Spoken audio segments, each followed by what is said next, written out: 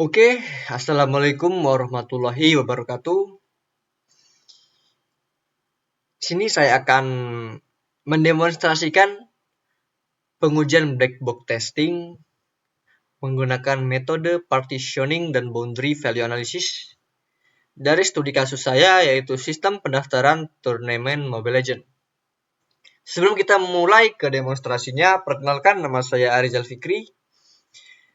NPM saya yaitu 2359201022. Langsung saja kita demonstrasi. Di sini ada import page yang menggunakan Pandas, modul Pandas. Lalu di sini ada fungsi validasi umur peserta. Fungsi berikut ini digunakan untuk memvalidasi atau mengklasifikasikan peserta berdasarkan umur yang diinput.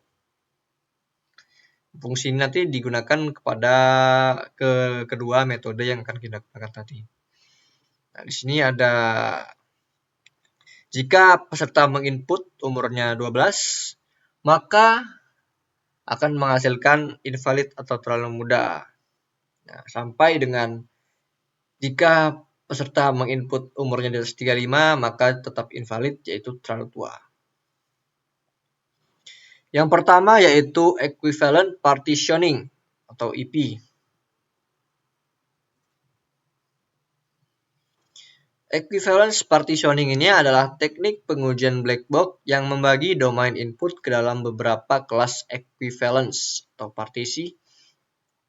Setiap partisi ini dianggap memiliki perilaku yang sama persis, sehingga cukup satu data perwakilan saja dari tiap partisi untuk menguji apakah sistem yang kita gunakan nanti berjalan dengan benar atau tidak. Keuntungan dari menggunakan metode equivalence partitioning ini yaitu: yang pertama, mengurangi jumlah test case tanpa mengurangi cakupan pengujian. Efisiensi untuk mengidentifikasi kesalahan pada pengelompokan input. Nah, di sini ada aturan partisi umur pada sistem pendaftaran Mobile Legends-nya. Nah, dengan keterangan 2 invalid dan 3 valid. Yang pertama yaitu tabel studi kasus dari equivalent partitioning. Di sini ada variabel, partisi, tentang umur, kategori, jenis partisi, dan deskripsinya. Bisa dilihat sendiri. Kemudian di sini ada table test case manualnya dengan variabel test case ID, partisi, input nomor, expected output, dan deskripsinya. Nah, bisa kita lihat ya, contohnya di sini. Invalid, kenapa? Karena umurnya cuma 5 tahun. Terlalu muda, dengan deskripsi umur 5 tahun di bawah batas minimum yaitu 12 tahun. Kemudian di sini ada tabel 3 yaitu test case otomatis equivalent partitioning. Nah, ini adalah hasil dari test case otomatisnya, mendeteksi apakah pengujian dari setiap partisi ini berhasil atau tidak. Di sini kebetulan berhasil semua, yaitu PES. Lalu selanjutnya kita ke metode kedua yaitu boundary value analysis. Apa sih boundary value analysis ini? Jadi BVA ini adalah teknik pengujian black box yang fokusnya ini untuk menguji nilai-nilai di sekitar batas atau boundary dari setiap partisi. Pengujian ini menguji 3 titik pada setiap batas, yaitu yang pertama,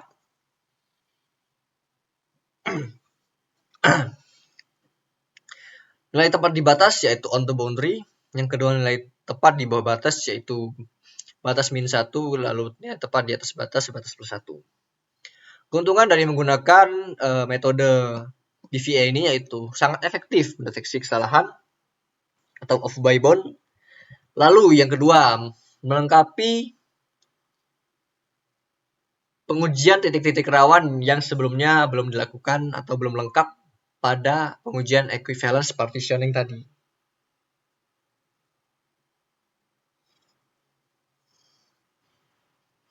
Nah, nilai-nilai batas yang diuji. Kemudian tabel studi kasus.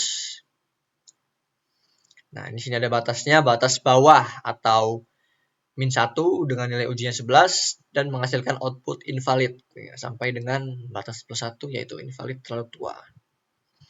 Lalu di sini ada table case manualnya.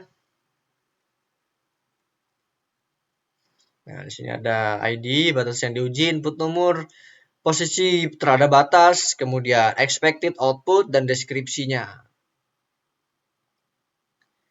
Kemudian di sini ada test case otomatis. Hasil dari test case otomatisnya kita bisa lihat batas yang diuji yaitu batas bawah atau min 1 dengan input umurnya 11 dan menghasilkan output invalid atau terlalu muda dan aktual outputnya terlalu muda juga. Dengan status pengujiannya itu berhasil, kebetulan di sini semuanya berhasil atau pass. Nah, dari kesimpulan pengujian dari studi kasus pendaftaran turnamen Mobile Legends ini menggunakan metode equivalence partitioning. Yang pertama yaitu menguji 5 partisi, 2 invalid dan 3 valid dengan data perwakilan dari masing-masing partisi. Seluruh test case menunjukkan bahwa fungsi menghasilkan output yang sesuai dengan expected output. Kemudian hasil atau kesimpulan dari boundary value analysis yaitu menguji 12 nilai batas pada setiap titik peralihan antar partisi. Pengujian meliputi nilai tepat di batas, 1 di bawah batas, dan 1 di atas batas. Yang kita tadi itu min 1, plus 1, dan on boundary.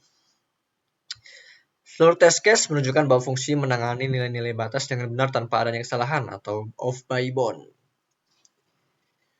Mungkin itu saja yang dapat saya demonstrasikan. Kurang lebihnya mohon maaf. Langsung saja saya akhiri. Wassalamualaikum warahmatullahi wabarakatuh and see you next time.